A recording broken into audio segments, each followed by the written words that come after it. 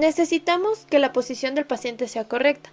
La espalda bien apoyada en el respaldo de la silla, los pies completamente apoyados en el suelo y las piernas en 90 grados. Los instrumentos que vamos a utilizar para realizar el método de auscultación son el estetoscopio y el tensiómetro, el cual tenga un mango adecuado según el tamaño del paciente. Colocamos el manguito en el brazo descubierto. Alineamos la marca arterial del brazalete con la arteria del paciente. Ajustamos el brazalete y nos cercioramos que por debajo de este podamos meter 2 dedos.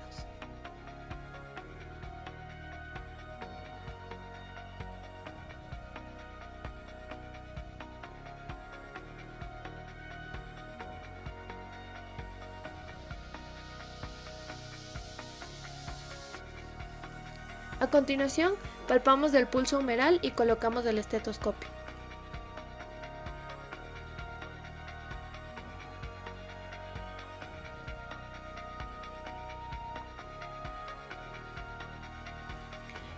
Inflamos rápidamente el brazalete a 20 milímetros de mercurio por encima de la presión de obliteración.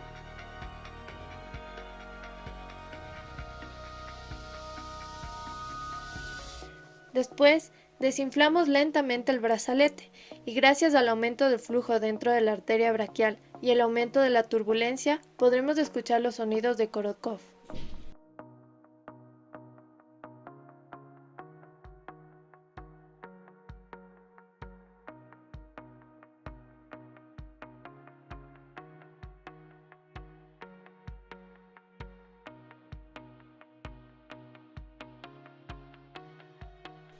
En este caso, la presión sistólica marca en 104 milímetros de mercurio.